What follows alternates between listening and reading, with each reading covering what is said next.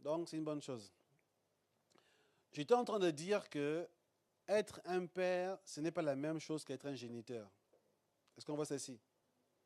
Et être une mère, ce n'est pas aussi la même chose qu'être une mère porteuse. Hein?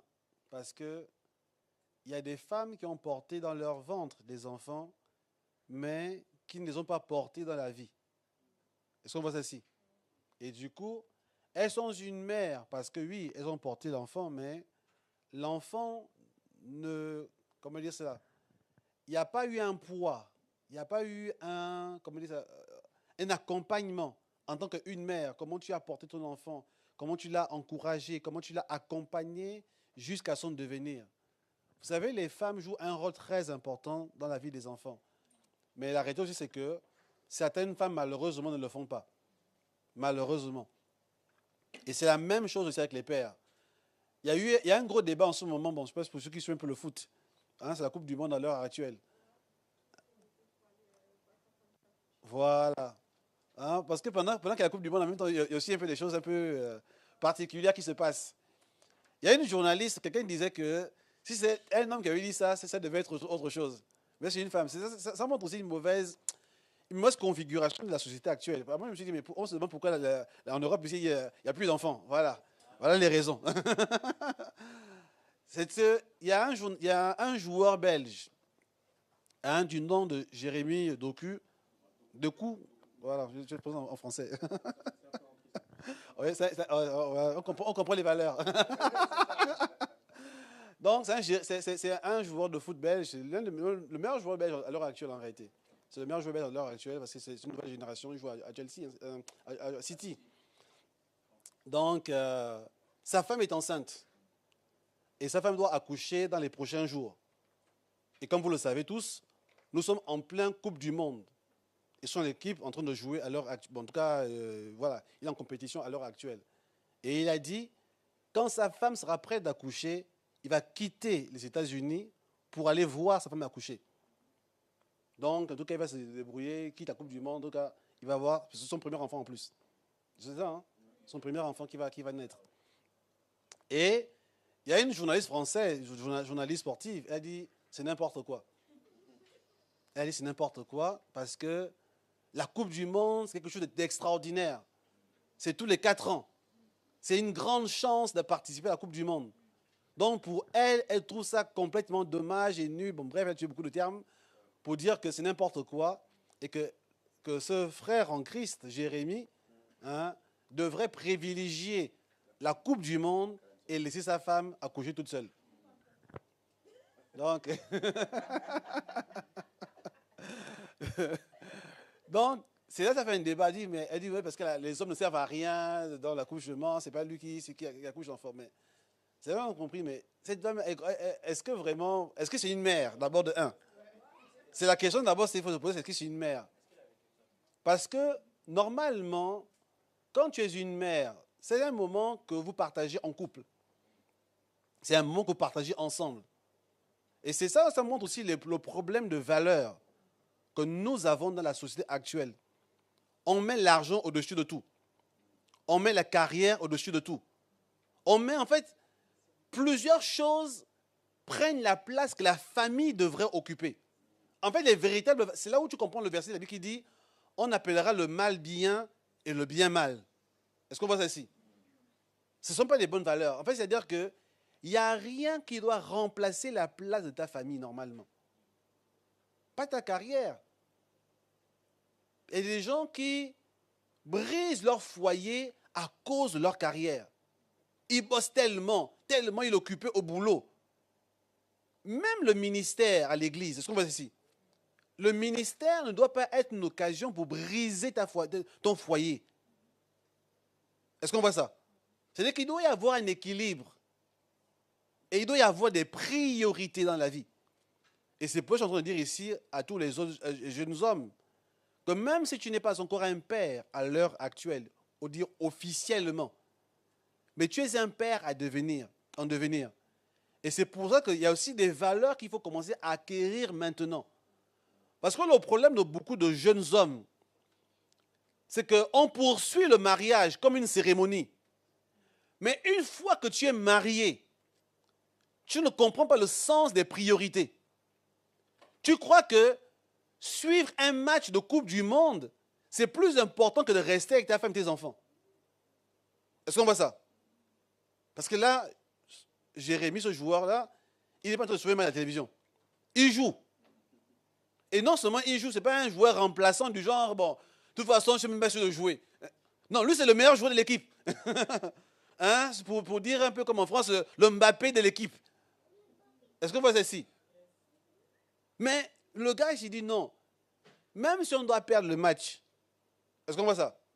Même si on va être éliminé, mais je préfère être éliminé de la Coupe du Monde que de briser mon foyer. Est-ce qu'on voit ça? On appelle ça les valeurs. On appelle ça aussi le sens des priorités.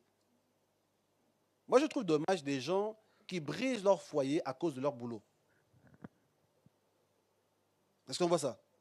Moi, je dis aux gens, même si tu gagnes des millions, pour ne pas parler de quelqu'un que je connais, qui me suis en direct, je ne sais pas, je dis, mais à un moment donné, tu gagnes beaucoup d'argent. Mais tu es malheureux quand à la fin, tu ne sais pas avec qui le partager. Est-ce qu'on voit ça? Parce que même quand tu t'entoureras, tu vas faire des soirées, jet set, machin, tu invites des personnes, mais ces gens-là, à un moment donné, ils partent tous chez eux. Et toi, tu restes tout seul, dans ton grand yacht. Et quand tu auras des vrais problèmes, personne ne se tiendra à tes côtés. Il y a beaucoup de milliardaires qui meurent seuls. Ils meurent avec leur yacht, leur jet privé, qui malheureusement ne peut pas leur tenir par la main. Est-ce qu'on voit ça? Ils meurent seuls, ils ont beaucoup d'argent. Mais personne ne les aime réellement. Même la femme qu'ils ont à côté d'eux, ils vont épouser une mannequin ukrainienne, russe, toutes ces choses-là. Mais elle attend juste sa mort. Elle attend juste sa mort pour hériter de tous les biens que le gars a. Dans la vie, il faut avoir des priorités. Amen. Donc voilà pourquoi quand vous êtes jeune, c'est maintenant qu'on apprend à devenir des pères. Est-ce qu'on voit ça? Ce n'est pas quand vous serez mariés, quand vous aurez des enfants. Ce n'est pas là que vous allez devenir des pères. Non. Vous serez juste des géniteurs. Vous serez juste des personnes qui vont vous allez acheter du ketchup à vos enfants, des frites. Mais vous ne serez pas des personnes qui allaient vraiment transmettre une semence à vos enfants. Est-ce qu'on voit ça? Donc voilà pourquoi la fête des pères, c'est aussi votre fête à vous. Et vous devez vous approprier ces choses-là. Amen. Donc c'est pour ça que quand nous parlons à l'heure actuelle du message apostolique, vous devez comprendre que nous poursuivons.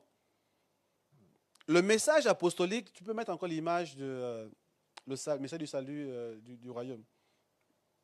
Je veux juste avoir son enfant. Je ne vais pas trop les commenter, mais je veux juste avoir son enfant. Quand nous parlons du message apostolique, vous devez comprendre pourquoi nous insistons là-dessus. Pourquoi nous parlons, quel est le message que Jésus, que les apôtres enseignaient. Parce que malheureusement, nous voyons une église aujourd'hui très déséquilibrée. Parce que les gens se sont limités. Pas que c'est mauvais, l'évangile du salut. Mais comme on l'a vu vendredi, c'est la porte. Est-ce qu'on voit ici? C'est le début. Tu as besoin de naître de nouveau. Tu as besoin d'accepter Jésus comme Seigneur et Sauveur. Tu as besoin de commencer par ces bases. Mais tu ne peux pas t'arrêter là. Un évangile qui est tourné que sur tes besoins personnels. Le problème dans le monde dans lequel nous sommes aujourd'hui, rempli d'égoïsme, parfois on justifie même par les versets bibliques l'égoïsme. Est-ce qu'on voit ça? C'est que malheureusement le mal, on essaie même de trouver dans la Bible les choses pour vous dire, voilà pourquoi je fais comme ça. Parce que même la Bible dit ceci. Non. Il y a ce que la Bible dit, il y a l'esprit de la Bible. L'esprit des Écritures. Il faut comprendre ce que Dieu poursuit. Il y a des choses qu'on enseigne à des enfants que quand on grandit, on réenseigne différemment. Est-ce qu'on voit ça ici? Il y a des choses qu'on t'enseigne quand tu nais de nouveau. On t'annonce l'évangile. Tu donnes ton cœur à Christ. Et c'est vrai, le salut est personnel. Est-ce qu'on voit ça ici? On n'est pas sauvés ensemble, collectivement. Et mon salut et celui de Laetitienne, ce n'est pas la même chose. Ce n'est pas un salut de famille. Est-ce qu'on voit ça? C'est un salut qui est individuel. j'ai ma relation avec Dieu. Laetitia a sa propre relation avec Dieu. On n'a pas une relation avec Dieu collective. Est-ce qu'on voit ici? Donc, c'est là où il faut faire attention. Le salut individuel. C'est pour ça que chacun doit faire sa propre rencontre avec Christ. Et même nous qui sommes des parents, est-ce qu'on voit ici? Nous devons annoncer l'évangile et trouver les moyens pour que nos enfants, personnellement, rencontrent Christ. Et ça, je dis souvent aux gens, il faut comprendre ceci. Personne ne naît chrétien. Parce qu'il faut bien comprendre ça, parce que moi j'ai grandi à l'église, ça ne veut rien dire. Tout le monde doit dire à quel moment il s'est converti. Tout le monde doit dire ça. À quel moment? Pas que oui, je suis à l'église depuis tout petit avec mes parents. Ce n'est pas sa conversion. Donc, mes enfants ne sont pas convertis parce que quand ils sont nés, les parents étaient pasteurs déjà. Est-ce qu'on voit ça? Même si je suis prophète international, tout ce que vous voulez, ils doivent faire leur propre rencontre avec Christ. Ils doivent faire leur propre processus. Et tous les parents doivent le comprendre ici. Chaque enfant, c'est pour ça que, pour la parenthèse, ici dans la communauté, nous devons mettre en place des choses pour les enfants. Et j'en parle souvent beaucoup. Et j'en parle encore à nouveau aujourd'hui. C'est important pour nous, pour les enfants, parce que beaucoup d'enfants naissent dans les églises, mais ne rencontrent pas Dieu eux-mêmes. Moi-même, j'ai grandi à l'église. Je suis allé à l'église, j'étais très jeune. J'avais 11 ans quand j'ai commencé à fréquenter les églises. Mes parents n'étaient pas chrétiens, mais moi, j'étais converti. Donc, j'allais à l'église tout seul. Et quand j'allais à l'église, je me suis rendu compte que les enfants des chrétiens étaient les plus bandits de l'église. Est-ce qu'on voit ceci? Les plus grands bandits de l'église, c'était les enfants des chrétiens. Et surtout des pasteurs. Est-ce que vous avez vu ça? Parce qu'ils n'ont pas fait de rencontre avec Christ. Ils sont là à cause des parents. Mais alors que nous, on venait, nos parents n'étaient pas chrétiens. Laetitia, elle venait, à peine si elle passait pas par la fenêtre pour venir à l'église. Parce que tellement ses parents, surtout son père, n'étaient pas d'accord vraiment qu'elle fréquente ce type d'église-là. Donc, c'est-à-dire qu'elle payait un prix. Est-ce qu'on voit ça ici? C'est-à-dire que le fait de se sacrifier, de venir, c'est déjà un grand prix. Mais maintenant, ceux qui venaient facilement ne se rendaient pas compte du privilège qu'eux, ils avaient. Nous autres, là, on les enviait. Dis-moi si mon père était pasteur. Je lui poserais des questions à la maison. On prierait ensemble. On ferait ceci ensemble. Mais alors que ce n'est pas le cas. Mais vous avez la chance d'avoir des parents chrétiens. Mais eux, c'était comme si c'était un calvaire pour eux qu'ils vivaient. Est-ce qu'on voit ça? Voilà pourquoi le salut est individuel. Donc, le message du salut, c'est pour amener chaque personne à avoir une rencontre avec Dieu. Est-ce qu'on voit ça ici? Chacun doit avoir une rencontre personnelle. Et c'est pour ça que le baptême est individuel. On ne fait pas un baptême collectif. Parce que parfois, c'est là où les catholiques ont mal compris quand on dit qu'on baptise une famille. Est-ce qu'on voit ici? Quand on baptise une famille, c'est qu'on est venu dans une famille. Comme par exemple, en ce moment, vous faites les églises des maisons. Vous faites l'église des maisons, vous évangélisez une famille. Et dans la famille, tout le monde se convertit. Est-ce qu'on voit ça? Maintenant, si tout le monde se convertit, on baptise la famille. Maintenant, on ne baptise pas une famille parce que le père s'est converti et les autres, même s'ils ne sont pas chrétiens, ce n'est pas grave, on les baptise tous. Ce n'est pas ça le baptême. Est-ce qu'on voit ça? Le baptême n'est pas un engagement collectif. Le baptême est un engagement individuel. Et dans une famille, le père peut se convertir aujourd'hui, on le baptise. La mère se convertit une semaine plus tard, on la baptise. Les enfants se convertissent un an plus tard, on les baptise au jour où ils sont convertis. On voit ça ici. Donc, le message de l'évangile du salut est un message individuel qui répond aux besoins individuels. Et c'est dans ce sens, il faut lire les apôtres, les actes des apôtres. En ce moment, on entend les actes des apôtres, en ce moment, dans le Nouveau Testament. Il faut bien lire. Vous verrez que c'est dans ce contexte de l'évangélisation individuelle qu'il priait pour les malades, il chassait les démons. Est-ce qu'on voit ici? Vous ne verrez pas un verset dans l'acte des apôtres où on chasse le démon dans la vie d'un disciple. on ne verrait pas un verset dans Actes des Apôtres où on chassait les démons dans la vie d'un disciple. Une personne qui est déjà en Christ. C'est-à-dire que et Pierre a lâché Thomas. Et Thomas était possédé par un démon. Et Pierre le lançait d'abord lui. Et Thomas s'est mis à bouger. Et puis Thomas se roula par terre. Et puis Pierre lui dit, sors de ce corps. Et Thomas se releva et fut délivré. Bon, si quelqu'un trouve le verset, personnellement, je suis intéressé. Hein, comme j'aime souvent dire, je ne veux pas sortir idiot de la salle. Hein, instruisez-moi aussi. Hein, parce que je ne connais pas tout aussi. Comme j'aime souvent dire, nous connaissons en partie. Instruisez-moi. La délivrance. Toutes ces choses-là, ça se fait quand on est de nouveau. Est-ce qu'on voit ceci? C'est ton rite de passage. Parce que tu as des liens de famille, des histoires, de ceci, cela. Tu viens en Christ, on chasse les démons, on brise les liens, on fait tout ce qu'on a à faire. Est-ce qu'on voit ici?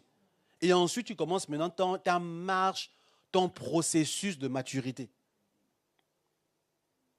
Quand tu viens maintenant dimanche après dimanche, ce n'est pas pour qu'on chasse les démons. Est-ce qu'on voit ici? Quand tu viens dimanche après dimanche, ce n'est pas pour qu'on chasse encore les démons. Maintenant, quand tu viens dimanche après dimanche, c'est pour être enseigné. Pour que tu deviennes mature. Et ce que nous voyons dans Actes des Apôtres. Hein, j'ai noté beaucoup de versets ici, mais je ne vais pas les lire à cause du temps. Notez juste Actes 2, 41 à 43. On parle de la crainte qui s'emparait du peuple. Est-ce que vous voyez? C'est ce qui m'intéresse ici. La crainte s'emparait du peuple. La crainte. Et vous verrez, c'est de revenir à chaque fois. La crainte s'empara. La crainte s'empara. La crainte, c'est quoi? Ce n'est pas que non, ils avaient peur de Dieu. Est-ce qu'on voit ici? La crainte de Dieu, ce n'est pas avoir peur de Dieu. La crainte de Dieu, c'est le respect. C'est la compréhension. Est-ce qu'on voit ici? C'est une relation solide avec Dieu. Est-ce qu'on voit ici? La crainte, c'est pas avoir peur de Dieu. Donc, quand je pêche, maintenant j'ai peur que Dieu me tue tout de suite. Ce n'est pas ça la crainte de Dieu. Hein? La crainte de Dieu, c'est de respecter, de considérer. Et c'est l'une des choses qui caractérisait l'Église primitive. Donc, le message apostolique a pour but d'élever un peuple qui craint Dieu. Quand tu crains Dieu, on ne va pas courir derrière toi pour venir à l'église. Est-ce qu'on va ici? Parce que tu ne peux pas venir à l'église pour faire plaisir à ton pasteur. Quand tu viens à l'église pour faire plaisir au pasteur, tu ne crains pas Dieu. Tu crains le pasteur. Est-ce qu'on va ici? Si tu te connectes à l'hôtel de prière le matin, parce que tu as peur qu'on t'envoie le message pour dire que tu t'es où? Tu ne crains pas Dieu. Est-ce qu'on va ici? Tu crains ceux qui t'envoient le message. Hein? Tu crains le texto d'André Loïc pour dire que non, ceux qui doivent diriger tes de prière devaient être là et devaient prévenir de votre absence. On t'envoie le texto plusieurs fois déjà. Et tu dis, bon, ok, la semaine prochaine, comme le texto d'André Loïc, je ne veux plus le voir. Hein? Moi, je ne veux plus recevoir des textos là. Donc tu te réveilles le matin, tu n'as pas envie de venir. Je dis, à un moment, tu te réveilles un peu, tu dis, non, je dors. Après, tu prends un texto. Non, ceux qui viennent pas le matin doivent prévenir. Je dis, j'ai prévenu, non. Je viens quand même. Tu sais, laver ton visage. Prions. Tu es là. On ne sait même pas que tu pries d'abord. Tu éteins ton micro. Hein? Tu as éteint le micro déjà. Donc tu es en train de rêver. Tu es au pays des merveilles. Tu es aux États-Unis, la Coupe du Monde. Tu es partout. Hein? Tu as le micro fermé. Et vous tous là, on vous reçoit comment? Quand on finit, vous ne connaissez jamais.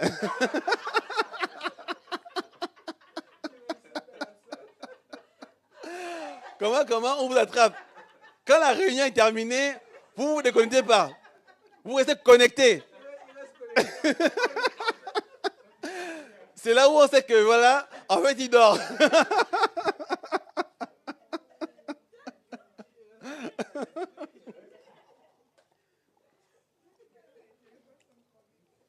Donc, on sait, on connaît les techniques déjà.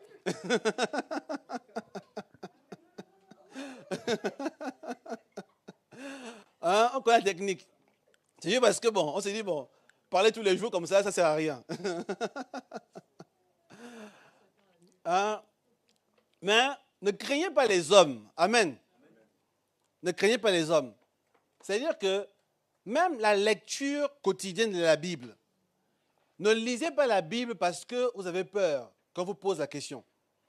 Quand j'étais au Gabon, dans mon église, je lisais la Bible pour de mauvaises raisons. Parce que dans notre église au Gabon, le samedi, on avait une réunion des jeunes et la femme du pasteur posait la question aux jeunes. Nous posait la question. Elle nous demandait, est-ce que tu as lu la Bible cette semaine? Et nous, on devait ramener les cahiers. Parce que on avait des cahiers où on devait noter ce que tu as compris. Donc quand tu venais, on te dit, alors, ressens mon ton cahier. Si ton cahier est complètement vierge, on va te réprimander. Ce n'est pas normal, tu ne lis pas la Bible, ainsi de suite. Donc du coup, de peur qu'on te réprimande, moi ce que je faisais, toute la semaine, je ne lis pas la Bible. Avant de venir, je commence à remplir le cahier. Lundi 1er janvier, je prends un verset. Je dis, voilà, j'ai compris. Je remplis tout le cahier quelques heures avant de venir à la réunion. Donc, même si ce n'est pas trop long, je remplis 2-3 trucs. Bon, c'est vrai que je n'ai pas beaucoup écrit, mais bon, mais voilà ce que j'ai. Ah, c'est bien. Donc, c'est comme si, en fait, j'avais lu la Bible dans la semaine. Donc, je viens mentir même à l'église. Donc, je lisais la Bible pour les mauvaises raisons. Et le dimanche, il fallait réciter un verset par cœur. C'est comme pendant qu'on fait la louange, toi, tu es là avec la Bible. Tu me dis, oui, jusqu'à quand? Jusqu'à quand? L'Éternel, jusqu'à quand l'Éternel te cachera-tu? Pendant la louange, tu n'es pas dans la louange. Tu n'es pas connecté. La louange chante là, Jésus. Toi, tu n'es pas là. En fait, on a lu le verset pour que si on t'interroge, tu puisses répondre. Est-ce qu'on voit ça? Ça, ce n'est pas la crainte de Dieu. Est-ce qu'on voit ça? La crainte de Dieu, c'est pour toi-même. Hein? Amen. C'est là où on doit comprendre que le processus de maturité est un processus maintenant qui te renforce toi personnellement. Est-ce qu'on voit ici? Le salut est individuel par l'évangile du salut. Maintenant, tu grandis, tu t'enracines, ton intimité avec Dieu, tu obéis, tu grandis. Bref, tu te découvres, tes dons, tes capacités. Ces choses sont importantes. Le processus de maturité. Il y a un verset dans la Bible qui dit « Nul n'enseignera plus son frère ». Est-ce qu'on voit ici? En réalité, c'est ce que l'Église doit poursuivre. Tout le monde doit avoir la connaissance, écoutez-moi bien. La connaissance de la parole de Dieu n'est pas réservée aux pasteurs. Ça, c'est une erreur qu'il y a dans beaucoup d'églises. On croit qu'il n'y a que les pasteurs qui doivent connaître Dieu. Mais quand vous lisez Actes des Apôtres, tout le monde pouvait chasser les démons, guérir les malades. Pourquoi? Parce qu'ils étaient matures. Quand vous lisez Étienne, avant d'être diacre, on dit Étienne, homme rempli du Saint-Esprit, se faisant par lui des signes et des prodiges. Ça veut dire qu'en réalité, l'Église primitive, le problème aujourd'hui, beaucoup de personnes cherchent l'onction. On ne cherche pas l'onction, on cherche la maturité spirituelle. Est-ce qu'on voit ici? Quand tu es mature, le Seigneur maintenant t'active spirituellement dans les dons et les capacités qui résident en toi. On ne cherche pas l'onction comme il dit, non, moi je veux l'onction pour devenir un grand homme de Dieu. Aujourd'hui, maintenant, c'est devenu comme si on veut faire carrière. Et c'est là où nous sommes en train de nous développer de la mauvaise manière. Tout le monde doit avoir l'onction. L'onction, ce n'est pas pour devenir pasteur. Étienne n'était pas un pasteur, n'était pas apôtre ni prophète, il n'était rien dans l'église. Mais il se faisait par les mains d'Étienne des signes et des prodiges. Ça veut dire quoi? Ça veut dire que chacun de nous ici, en réalité, tout le monde ici peut diriger un groupe de maison. Est-ce qu'on voit ici? Et dans ton groupe de maison, tu es le pasteur, tu es le prophète, tu es l'apôtre, tu es l'évangéliste. Tu enseignes les personnes, tu pries pour les malades, tu guéris les malades, tu chasses les démons. Et ton église de maison grandit. L'église primitive, ce n'est pas les apôtres qui allaient de rue en rue faire l'évangélisation. Quand on voit le témoin d'Étienne, on voit encore même Philippe. Est-ce qu'on voit ici? Philippe est parti en Samarie. Comme je le disais vendredi, Ça se trouve, il est allé en vacances. Est-ce qu'on va ici? Parce que la Bible ne dit pas, la Bible ne dit pas clairement qu'on l'a envoyé faire l'évangélisation.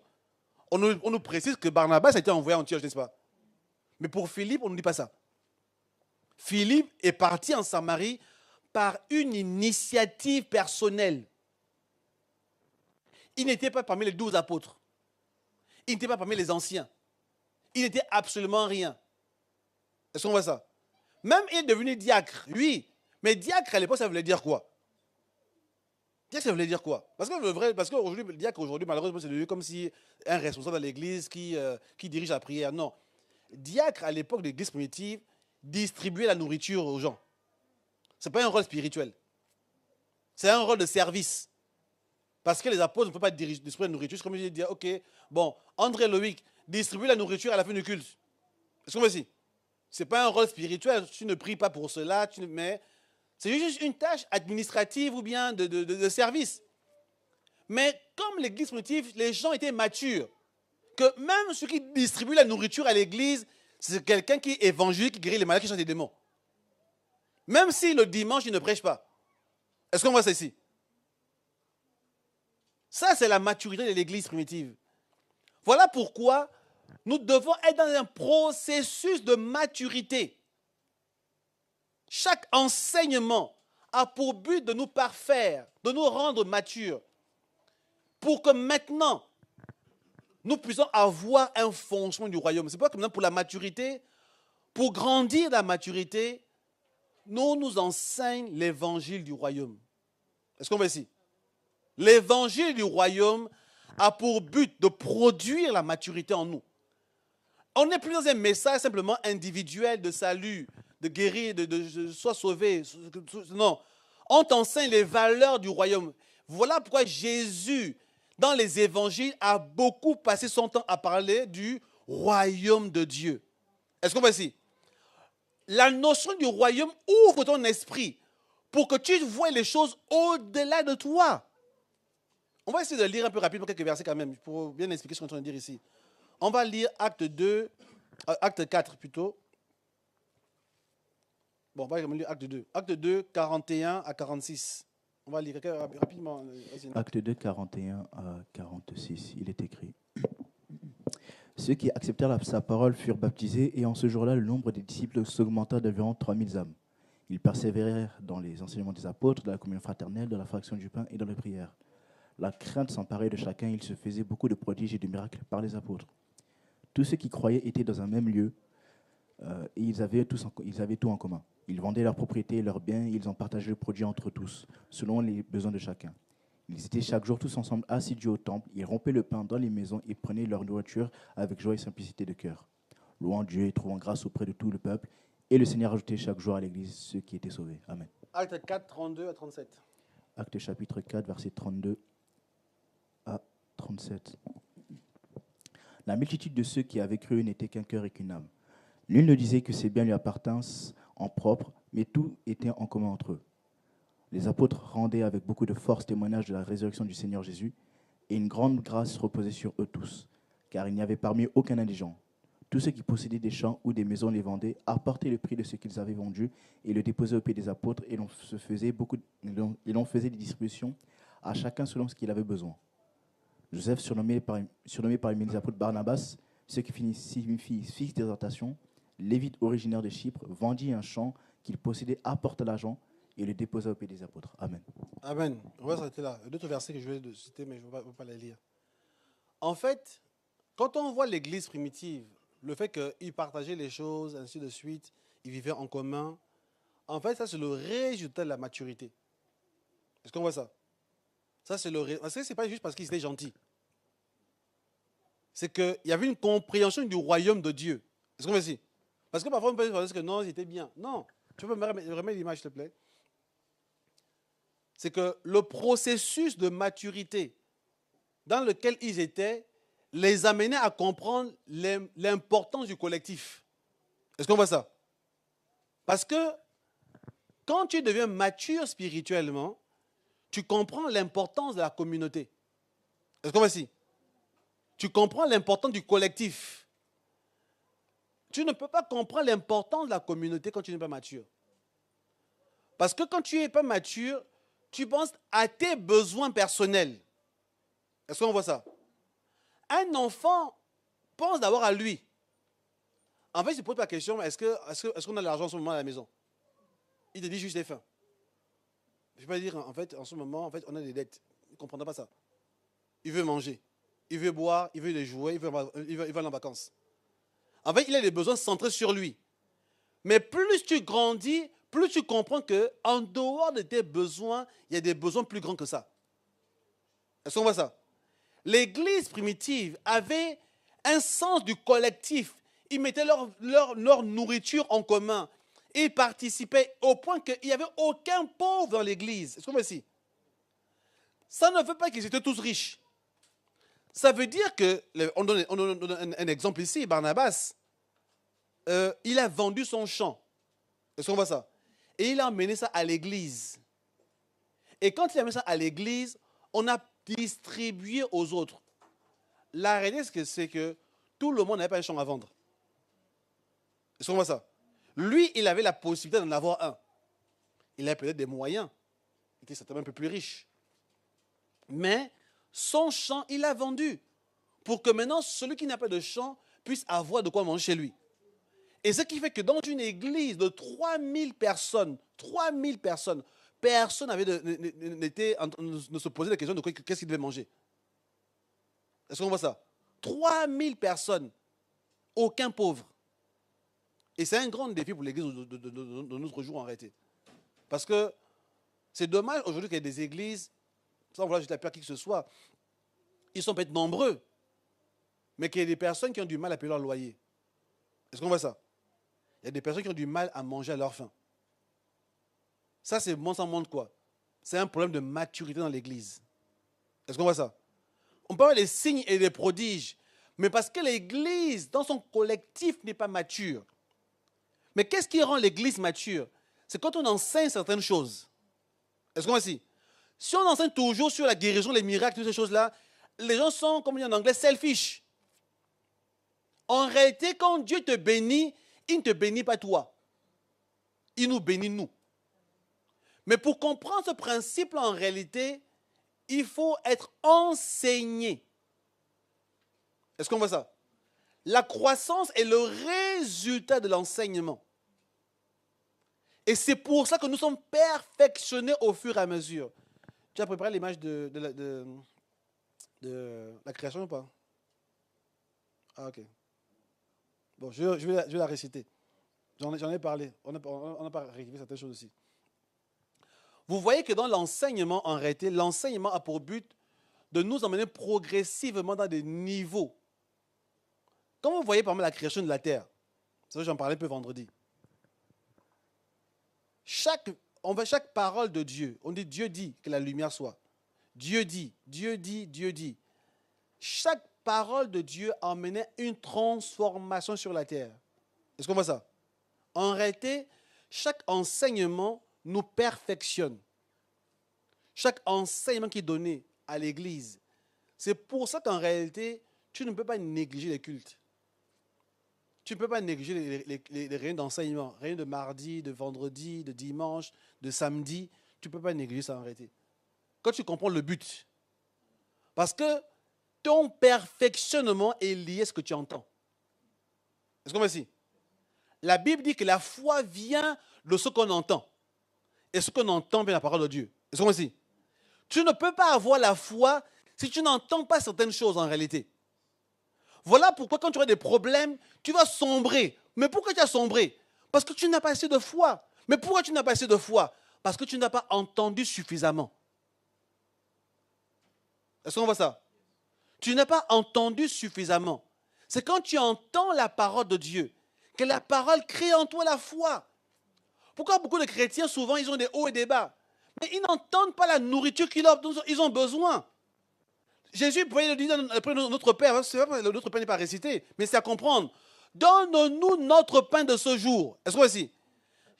Chaque jour, il y a un pain, il y a une parole dont tu as besoin qui te fera grandir.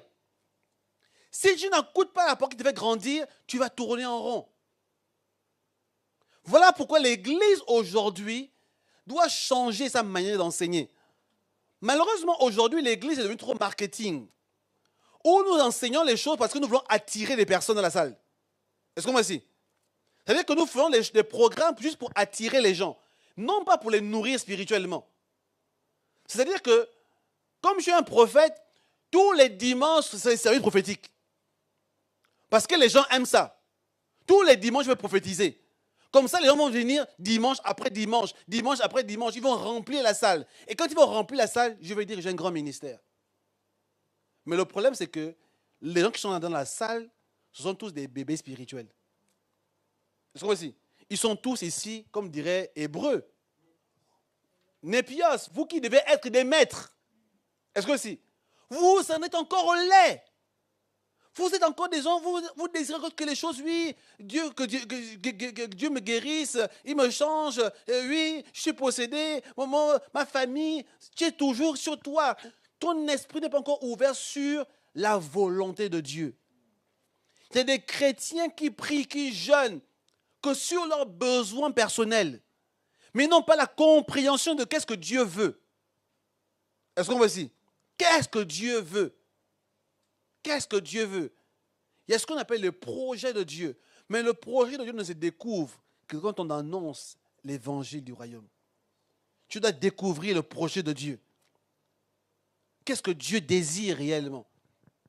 Et ça c'est dans un état de maturité spirituelle. Amen.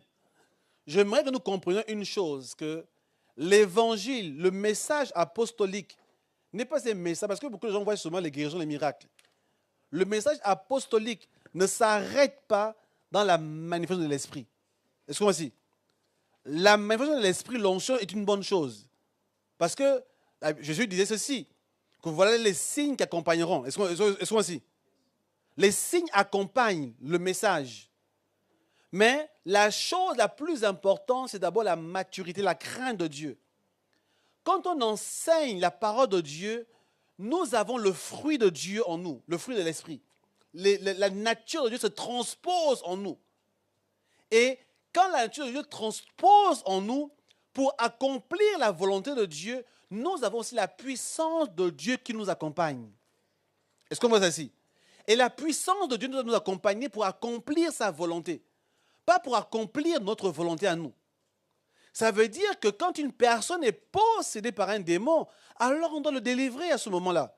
Mais la délivrance ne doit pas être une marchandise que nous sommes en train de vendre, un produit que nous vendons, pour démontrer la puissance que nous avons.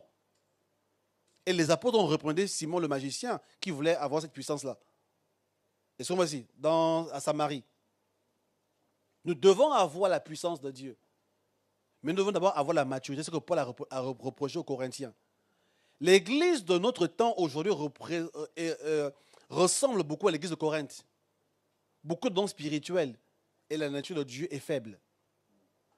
Mais l'église de Jérusalem, qui prêchait un message apostolique, était caractérisée par la maturité des personnes.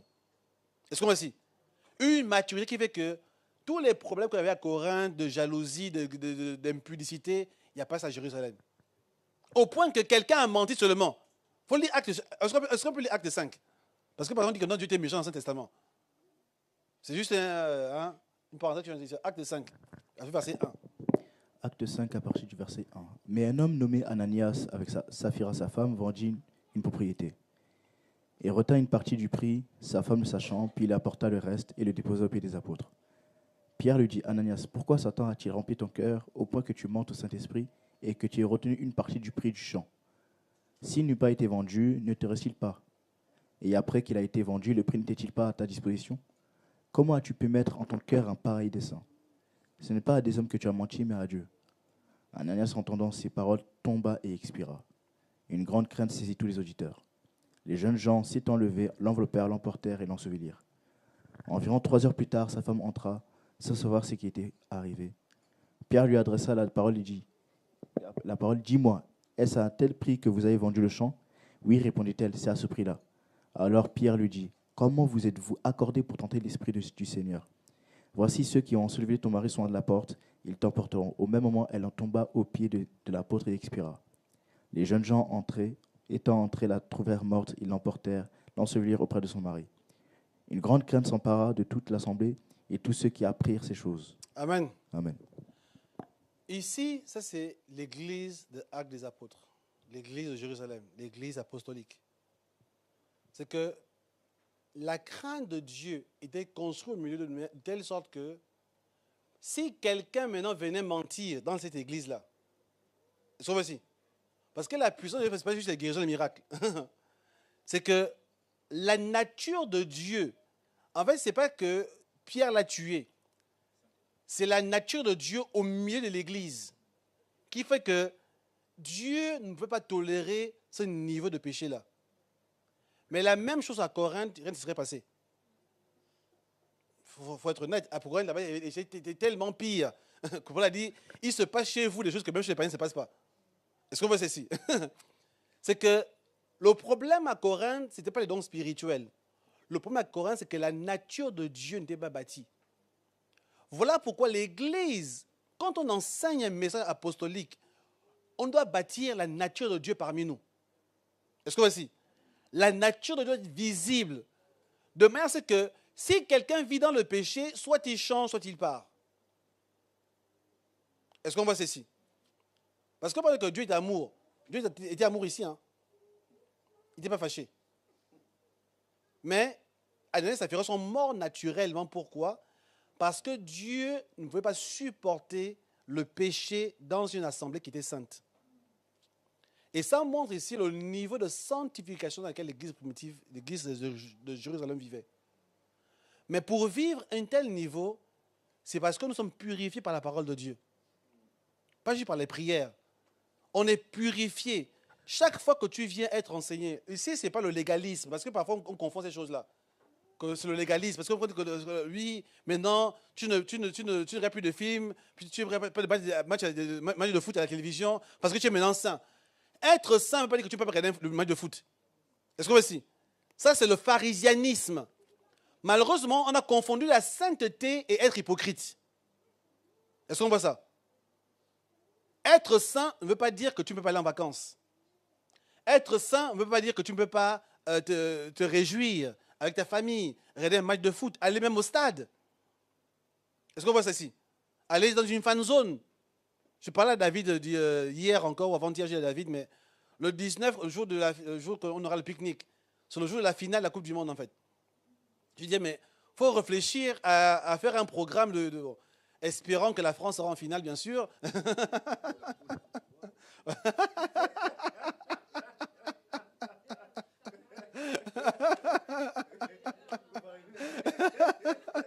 Hein, et non, il dit quoi, ou le Ghana. Donc, je disais qu'on peut réfléchir à regarder le match de foot ensemble. Est-ce que vous voyez? En fait, se réjouir, la sanctification et la sainteté, ça ne veut pas dire que tu ne peux pas te réjouir. Parce que c'est là où les gens ont amené le légalisme dans l'église. Quand on est saint, on ne sourit pas, on ne fait plus... Je vous donne un autre exemple. On ne peut pas dire, voilà, on parle d'un reste spirituel. Tu ne peux pas écouter une musique non chrétienne. Écoutez-moi bien pour cette petite parenthèse. La musique non chrétienne, le problème n'est pas de ne pas écouter la musique non chrétienne. Le problème, c'est de se laisser polluer par la musique non chrétienne. Écoutez un peu la différence entre les deux. Il y a des sons qui provoquent de mauvaises valeurs en toi. Et c'est pour ça que chacun doit être mature. Est-ce qu'on va ici? Chacun doit être mature. Si tu te rends compte que écouter certaines musiques t'en conduit au péché, arrête d'écouter cette musique-là. Si tu te rends compte que regarder certaines séries télévisées, parce qu'on parle beaucoup de musique, on ne parle jamais de films. Mais il y a des films qui te poussent au péché.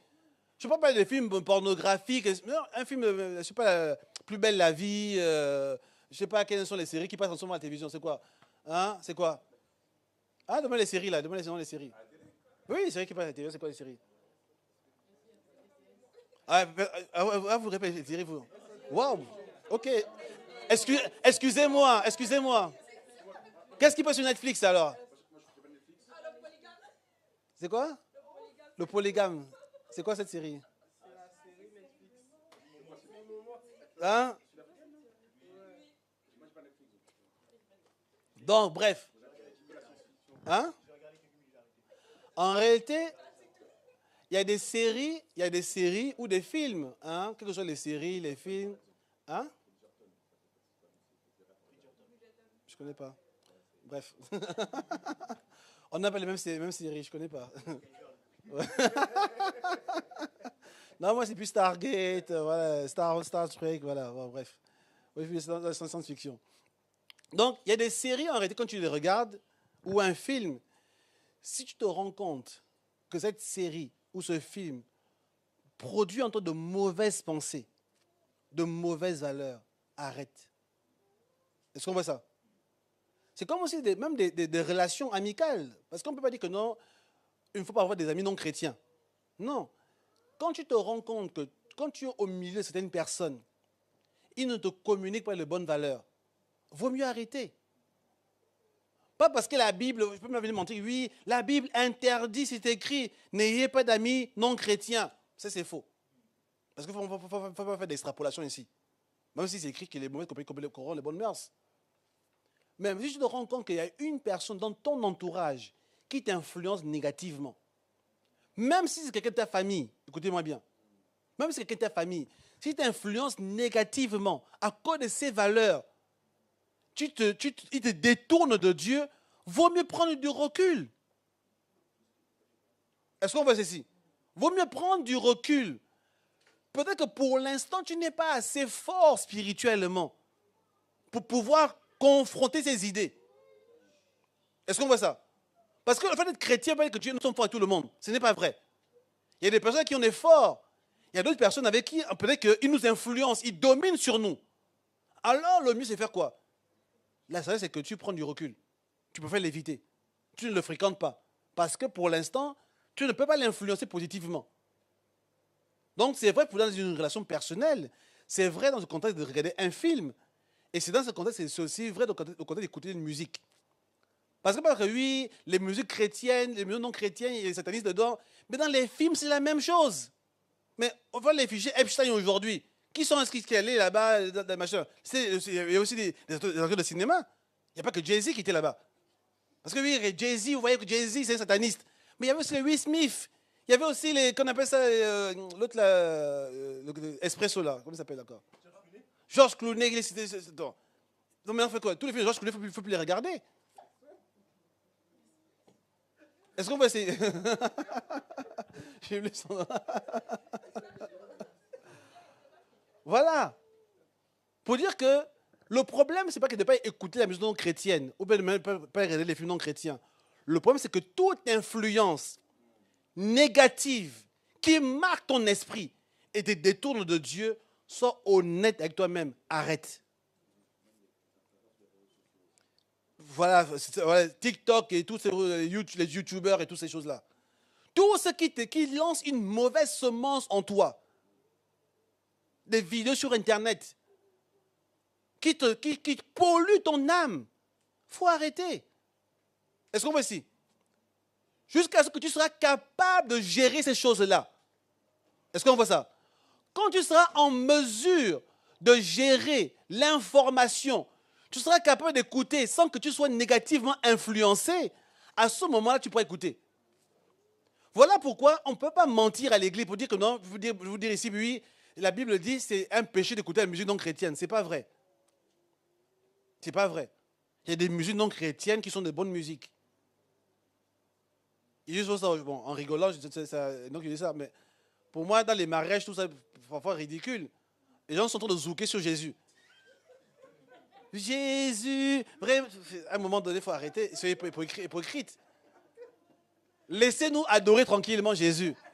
Quand vous voulez zouker, dites autre chose. Hein? Dites autre chose. Votre hypocrisie, là, arrêtez. Je dis souvent ça aux musiciens. Je dis, vous qui aimez beaucoup danser là, dansez à la maison. Mais laissez-nous adorer Dieu correctement ici. Parce que n'essayez pas d'apporter la transpiration. Parce qu'il y a des gens qui sont de très bons danseurs. Je comprends. Moi, personne, je ne sais pas danser. Donc, je ne peux pas dire maintenant que c'est un péché de danser à l'église. C'est pas ce que je suis en train de dire ici.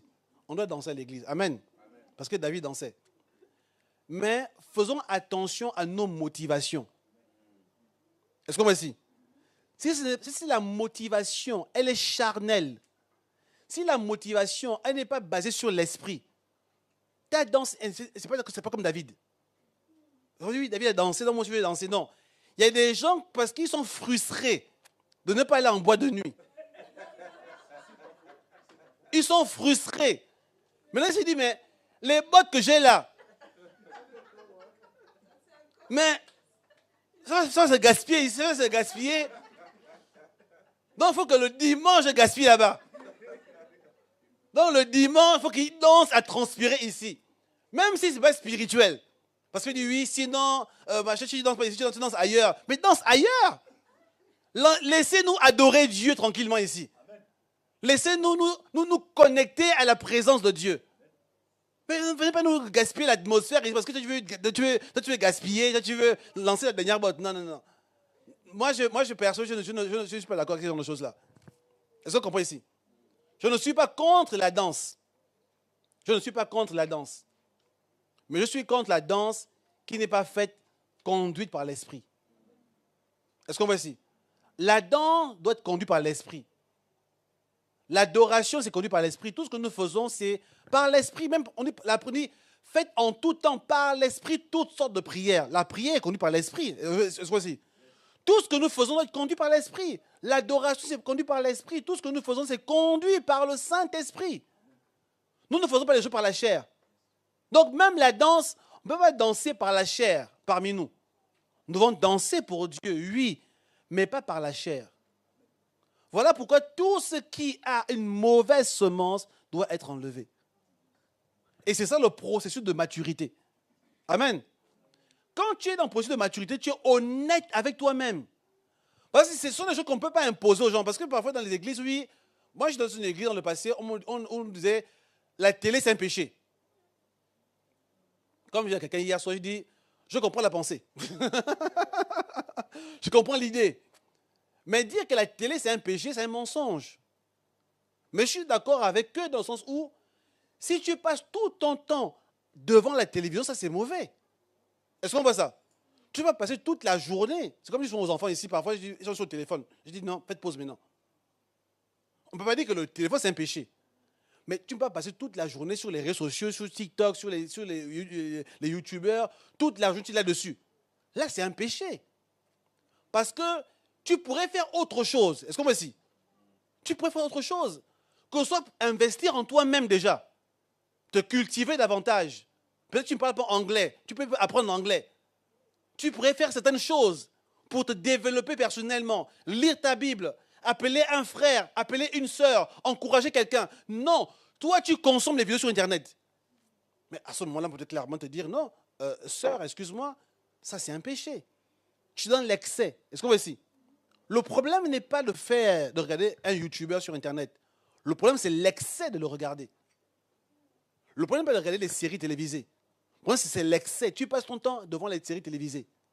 Aujourd'hui, même en Afrique, aujourd'hui, même dans des familles, sont brisées à cause des séries télévisées aujourd'hui. Les télé novelas. Et bon, c'était l'époque. C'est Bollywood, Nollywood aujourd'hui. Voilà. Ce sont des péchés, ce sont des choses qui sont mauvaises. Ce sont les excès, en fait. Est-ce qu'on voit ici? Et c'est là où la maturité, normalement, doit t'aider. Quand tu es mature spirituellement, tu dois savoir toi-même quelles sont tes limites. Est-ce qu'on voit ici? Quand une personne est mature, elle doit savoir qu'est-ce qu'elle peut écouter, qu'est-ce qu'elle peut écouter. Quand tu es mature, tu peux savoir qu'est-ce que tu peux regarder, qu'est-ce que tu peux regarder. Quand tu es mature, tu peux savoir, même quand tu t'invites dans une fête, à quel moment rester, à quel moment partir. Parce qu'il y en a qui vont dans les mariages, tu vas danser jusqu'à 6 h du matin. Tu sais que tu as culte le lendemain. Mais tu sais clairement que tu n'auras pas au culte. Pourquoi tu restes à 6 h du matin? Parce que tu n'es pas mature. Parce que quand tu es comme ça à danser, on peut t'arrêter. On va te dire, non, s'il te plaît, sors de la piste de danse, s'il te plaît, sors. Parce que quand tu commences à danser, c'est que tu es dans l'extrême. Mais on te dit que non, maintenant, arrête de danser. Je dis, oh, on veut me contrôler. Non. sache te limiter toi-même. Amen. C'est pour cela qu'on doit être mature. La maturité amènera à te maîtriser.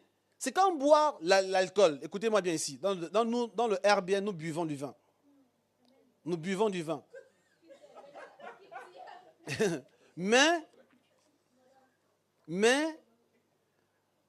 boire le vin, ce n'est pas encourager l'alcoolisme. Est-ce qu'on voit ici? Maintenant, tu commences maintenant à boire, maintenant tu commences maintenant à boire un verre. Maintenant, pour toi, ça veut dire que tu as fini la bouteille. Là, c'est un problème ici. Est-ce qu'on voit ici? C'est que tu es lié. Le problème n'est pas de boire un verre. Bon, c'est l'excès. Et la Bible précise clairement que ce sont les excès. Parce qu'on parle des excès, personne ne lit excès de table. Manger beaucoup, c'est mauvais. Et c'est dans ce sens-là. C'est là où parfois beaucoup de personnes maintenant, tu ne bois pas le vin, mais tu abuses du coca. Mais le coca, c'est maladif. Est-ce qu'on voit ici? Oui.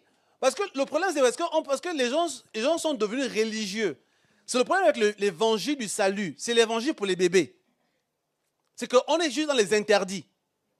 On n'a même pas les gens à comprendre et devenir matures. Et c'est dans ce sens que si tu bois du coca, ce n'est pas un péché. Mais si tu en bois trop, c'est mauvais. Si tu manges les bonbons, ce n'est pas un péché. Mais si tu en manges tout le temps, c'est mauvais. Est-ce qu'on voit ici? Si tu aimes, je ne sais pas, le McDo, ce n'est pas un péché. Mais si tu passes ton temps au McDo, c'est mauvais. Et ton corps te le rappellera. Est-ce qu'on voit ici? Mais ton corps te rappellera, oui. Parce qu'au fur et à mesure, c'est là où maintenant, il y a beaucoup de maladies que nous avons aujourd'hui, surtout nous ici en Europe, en Occident du moins, parce que par exemple pour les Américains, il y a des maladies que nous avons aujourd'hui qui sont le résultat de notre alimentation simplement. Est-ce qu'on voit ça? Ce n'est pas parce que oui, machin, non, non. C'est juste notre mauvaise alimentation qui provoque certaines maladies. Et c'est dans ce sens, en réalité, que nous comprenons la Bible, quand on dit que les excès sont mauvais. Ça veut dire que même pour notre santé physique, le fait de ne pas faire certaines choses, ça nous préserve. C'est la santé de ton corps. Est-ce qu'on voit ici? Ça sanctifie ton corps. Donc, c'est dans ce sens que nous devons poursuivre la maturité. Amen. Et c'est pour cela que l'évangile du royaume est annoncé. L'évangile du royaume est annoncé pour nous amener à comprendre. Aller au-delà de nous-mêmes. Et quand tu vas au-delà de toi-même, c'est là que tu deviens un instrument du Seigneur pour impacter d'autres personnes, pour impacter la société. Et Christ régnera au travers de toi. Amen. On va lire rapidement un verset que je vais à cœur de lire aujourd'hui, pour bien expliquer ce verset. Matthieu 24, verset 11 à 14. Matthieu 24, 11 à 14. Je n'ai pas parlé longtemps aujourd'hui, finalement je peux parler longtemps. Matthieu 24, verset 11 à 14. Plusieurs faux prophètes s'élèveront et ils séduiront beaucoup de gens. Et parce que l'iniquité sera accrue, la charité du plus grand nombre se refroidira. Mais celui qui persévérera jusqu'à la fin sera sauvé. Cette bonne nouvelle du royaume sera prêchée dans le monde entier pour servir de témoignage à toutes les nations. Alors viendra la fin. Amen. La fin des temps est caractérisée par plusieurs choses. Peut-être qu'un jour j'en parlerai correctement. Je suis en train de travailler sur certaines choses là-dessus. Mais je vais juste souligner certains éléments. Ce matin, on parle des faux prophètes qui vont arriver. Les faux prophètes, ce n'est pas forcément les faux prophètes dans l'Église. Est-ce qu'on va ici? Écoutez-moi bien. C'est une partie que je suis en train de faire ici. Les faux prophètes, ce sont les mauvaises représentations de Dieu. Est-ce qu'on voit ça? C'est-à-dire que tout ce qui peut te détourner de Dieu réellement. C'est-à-dire que même les réseaux sociaux peuvent devenir faux prophètes pour toi.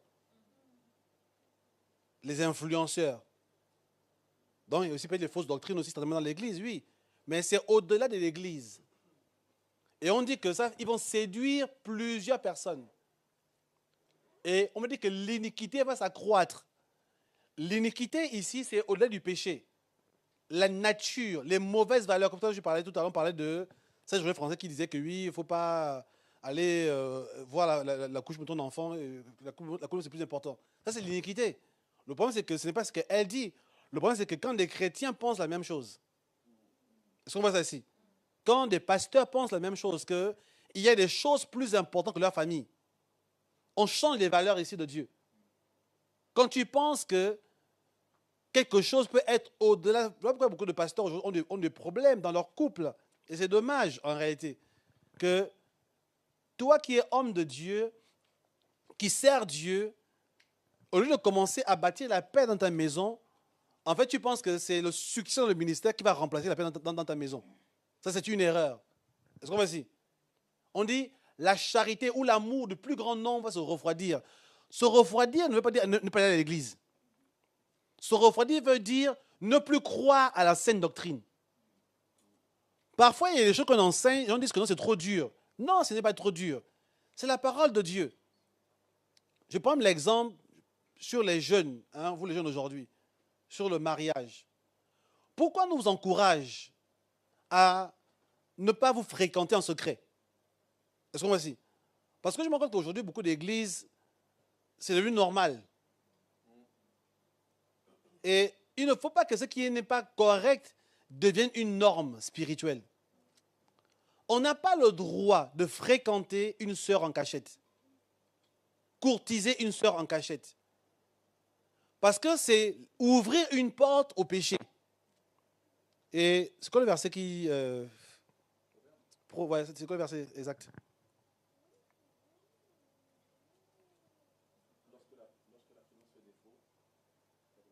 Oui, oui. C'est quoi le verset? Référence. Cherche un peu. Quand la prudence fait défaut, vas-y.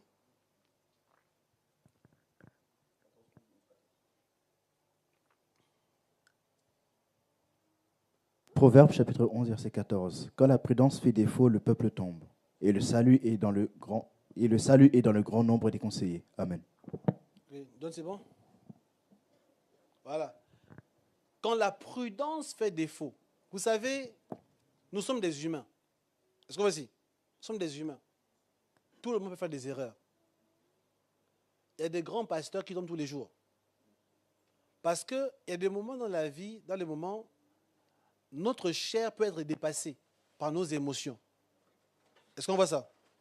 Et à ce moment-là, on peut se retrouver dans une mauvaise posture.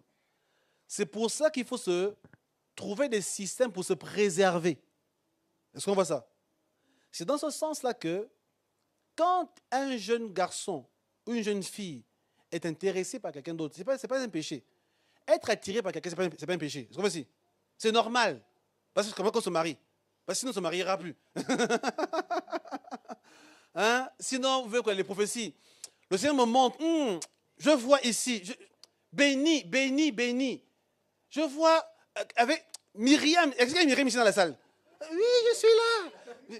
Ton mari, c'est béni.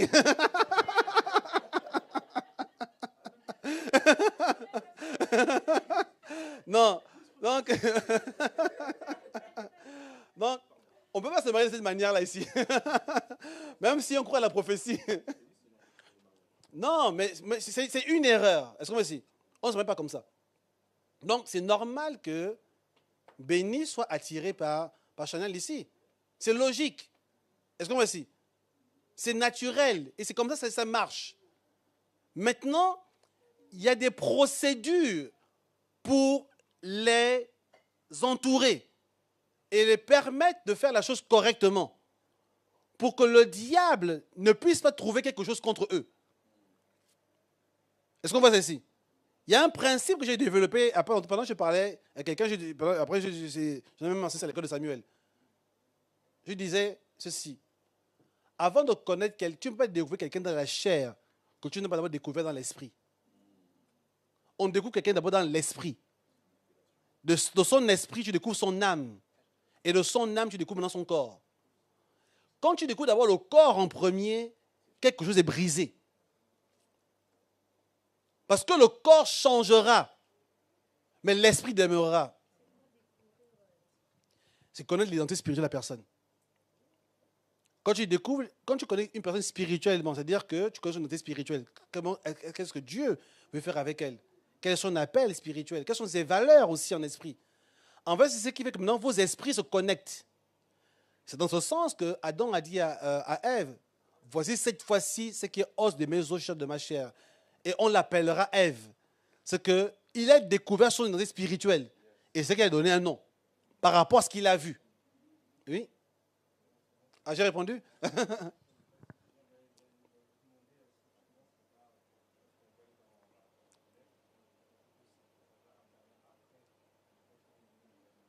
Exactement. C'est justement, c'est parce qu'il identifie. Et en réalité, quand vous vous mariez, identifiez votre conjoint spirituellement. Est-ce qu'on voit ici? Découvrez-le d'abord en esprit. Découvrez son identité spirituelle. Et c'est dans ce sens-là que tu vas devenir, vous allez vous encourager mutuellement. Parce qu'il y a des relations qui se détruisent. Est-ce qu'on voit ici? Depuis qu'ils sont ensemble, ils ne prient plus. Depuis qu'ils sont ensemble, ils ne vont plus à l'église. Depuis qu'ils sont ensemble, en fait, c'est-à-dire que la relation ne produit pas quelque chose qui correspond à la volonté de Dieu. Mais au contraire, c'est que quand vous vous mariez, depuis qu'ils sont ensemble, ils prient plus. Depuis qu'ils sont ensemble, ils lisent plus la Bible. Depuis qu'ils sont ensemble, il est plus engagé spirituellement. Ça montre que cette relation est bénéfique. C'est-à-dire que même professionnellement, c'est-à-dire que tu trouves quelqu'un à un niveau, tu l'encourages même professionnellement. S'il est étudiant, tu l'encourages même dans ses études, c'est-à-dire que tu l'encourages pour qu'il se développe et qu'il rentre dans son plein potentiel. Est-ce qu'on voit ici? C'est que tu n'es pas juste dans le corps physique. Oui, je t'aime. Non. Parce que demain, quand vous aurez faim, tu dis, mais depuis là, pourquoi tu ne travailles même pas? Hein? Pourquoi? Mais c'était avant qu'il fallait lui dire ça. Maintenant que vous êtes mariés, vous avez découvert vos corps. Là, tes yeux s'ouvrent maintenant qu'il ne travaille pas. Mais tu n'as pas vu ça avant. Pourquoi tu n'as pas vu ça avant? Est-ce qu'on voit ça ici? Mais c'est parce que justement, c'est là où on dit que c'est l'amour éros qui rend aveugle. C'est là où il faut d'abord voir les choses en esprit. Et c'est là où vous vous poussez mutuellement. Et si ton conjoint, futur conjoint, il est bloqué quelque part, c'est quelque chose qui peut arriver. Toi, tu peux maintenant l'aider à dépasser la limite. Est-ce qu'on voit ça? Tu l'as dépassé, tu dis, ok, tu es bloqué. Quand je t'ai trouvé, tu es à ce niveau-là. Maintenant, tu peux pousser plus loin. Oh, qu'est-ce qui te bloque? Oh, voilà, je n'ai pas fait ceci, cela. Ok, fais comme ça. Tu donnes des conseils. Est-ce que voici? Parce que tu vois ce qu'il est appelé à devenir. Pareil pour l'homme aussi, tu vois ce que ta femme est appelée à devenir. Et c'est là où vous construisez réellement. Et ce sont les choses qu'on doit enseigner. L'histoire d'amour, ce n'est pas Hollywood, ce n'est pas les feux de l'amour, ce n'est pas oui, j'ai vu ses yeux à l'église et puis du coup je suis tombé amoureux. On ne croit pas ça ici. Oui, il faut le dire. On ne croit pas ça ici. On ne croit pas ça ici. Parce que sinon, demain, les yeux là. Quand le frigo sera vide, tu vas encore voir les yeux là. Hein? Quand le frigo sera vide, tu vas bien, les yeux, tu vas bien les voir. Parce que je ne comprends pas. Il ne fout rien dans la vie. Mais il était comme ça depuis le début. Il était comme ça. Mais tu ne voyais pas. Pourquoi je n'ai pas vu ça? Hein? Il était comme ça depuis le début. Tu ne voyais pas cette chose-là. Hein? Tu es en train de voir, oui, voilà, je ne comprends pas. Mais tu ne comprends pas. Tu vas bien comprendre ici, là. Tu vas bien comprendre. Alors, comme ça, là, oui. Les gens ne vont pas écouter les conseils. Quand la prudence fait défaut.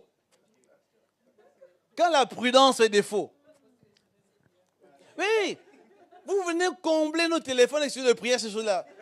Libérez-nous, s'il vous plaît, libérez-nous. Nous voulons prier pour toucher la France. Nous voulons toucher pour que le monde soit impacté. Voilà les prières que je veux. J'ai fait un songe, vraiment. Je nous voyais aux Champs-Élysées, toucher. Je dis, Amen, voilà. Mais le jeu de prière dans RBN. Quand on va prier par rapport à ça. Mais si c'est juste de prière que juste, oui, mon mari, ceci, ma femme, ceci, cela, non. Ça nous fatigue. C'est pour ça que si on peut prévenir, hein, alors faisons les choses bien. La prudence fait défaut. C'est pour ça que le salut dans un grand nombre de conseils. Et c'est pas quand on venait à l'église. C'est ça l'évangile du royaume. Est-ce qu'on voit ici? L'évangile du royaume ne consiste pas simplement à vous emmener à Christ, mais à bâtir tous les domaines de votre vie. Tous les domaines de votre vie. C'est ça que Jésus dit ici. cette bonne nouvelle du royaume sera annoncée à toute la création. Ensuite viendra la fin. L'église de la fin des temps est une église qui a une compréhension du royaume de Dieu. Et quand on comprend le royaume de Dieu, alors tous les aspects de la vie sont bâtis. Parce que nous comprenons que les domaines de nos vies sont les moyens par lesquels Dieu impacte le monde. Est-ce qu'on voit ici? Dieu impacte la société au travers de notre mariage. C'est-à-dire que mon couple avec Laetitia, même si on n'évangélise pas tous les gens de notre quartier, mais notre stabilité familiale est un message. Est-ce qu'on voit ça?